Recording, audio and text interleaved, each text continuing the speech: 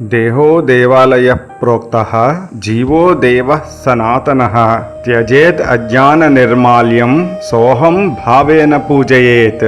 నీ దేహమే ఒక దేవాలయం, అందులో నివసించేది సనాతనమైన జీవాత్మ. అజ్ఞానమనే మాలిన్యాన్ని విడిచి నేనే ఆ పరబ్రహ్మం అనే భావంతో పూజించాలి.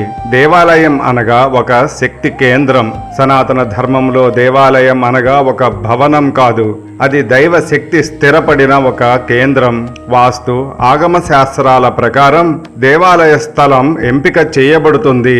తరువాత దేవాలయ స్థలమును ఆగమ శాస్త్ర ప్రకారము శుద్ధి చేసి సూత్రీకరించబడుతుంది.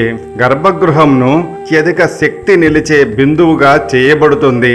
దేవతా విగ్రహానికి ప్రాణ ప్రతిష్ఠ చేయబడుతుంది.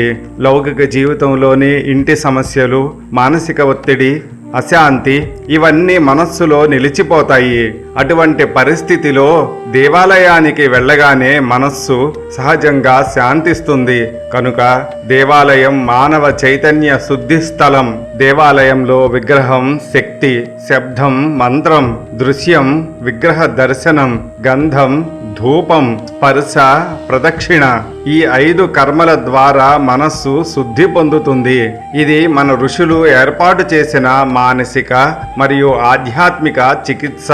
ప్రాచీన కాలంలో దేవాలయాలు ధర్మ సంస్థలుగా ఉండేవి. వాటితో పాటు విద్యా కేంద్రాలు, వేద పాఠశాలలు, సంగీత, నాట్య శిక్షణా స్థలాలు, ధర్మ బోధన కేంద్రాలుగా ఉండేవి. ఉత్సవములు జరిగేవి. అనగా దేవాలయం అనగా సమాజానికి మార్గదర్శిగా వెలసిల్లేది. దేవాలయం సార్వత్రిక సామాజిక సమతుల్యత కేంద్రంగా పనిచేసేది. సనాతన ధర్మంలో రాజు ధర్మరక్షకుడు, ప్రజలు ధర్మంను అనుసరించేవారు. దేవాలయం రాజుకి, ప్రజలకి, ధర్మానికి మధ్యస్థ కేంద్రం.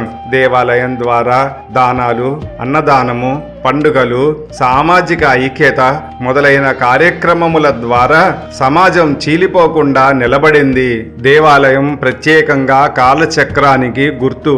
నిత్య పూజలు, వార పూజలు, మాసోత్సవములు, వార్షిక బ్రహ్మోత్సవములు కాలాన్ని ధర్మంతో అనుసంధానించే వ్యవస్థ. మన జీవితం కాలప్రవాహంలో కొట్టుకుపోకుండా ధర్మం వైపు తిప్పే యంత్రాంగం.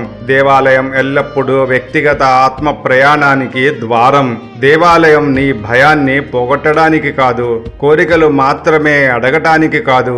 దేవాలయం ద్వారా నీవు నేర్చుకోవలసినది వినయం, శ్రద్ధ, శరణాగతి, అంతర్ముఖత. అందుకే అంటారు, దేవాలయం బయట దేవుడు కాదు, నీ లోపల ఉన్న దేవుడిని గుర్తు చేసే స్థలం. సనాతన ధర్మంలో దేవాలయం ఒక భవనం కాదు, అది మనిషిని మనిషిగా నిలబెట్టే ధర్మ కేంద్రం. సనాతన ధర్మ వారసులారా, ఇంత గొప్ప సంస్కృతిలో జన్మించిన మనము మన ధర్మ ఔన్నత్యాన్ని తెలుసుకొని అవగాహనతో, ఆత్మగౌరవంతో జీవించవలసిన బాధ్యత మనదే. మన ధర్మంలో ఉన్న లోతైన జ్ఞానాన్ని గుర్తించి ఆచరించటమే నిజమైన ధర్మ జీవనం. ఈ వీడియో మీకు నచ్చితే మీ అభిప్రాయాన్ని ఒక కామెంట్గా తెలియచేయండి. ఈ జ్ఞానాన్ని ఇతరులతో పంచుకోండి. సర్వే జనా సుఖినో భవ. మా డివి మార్గం ఛానల్కి సబ్స్క్రైబ్ చేయండి. ఇన్స్టాగ్రామ్, ఫేస్బుక్లో ఫాలో చేయండి. మా వీడియోలను లైక్ చేసి షేర్ చేయండి. కామెంట్ చేసి అమ్మ అనుగ్రహం పొందండి.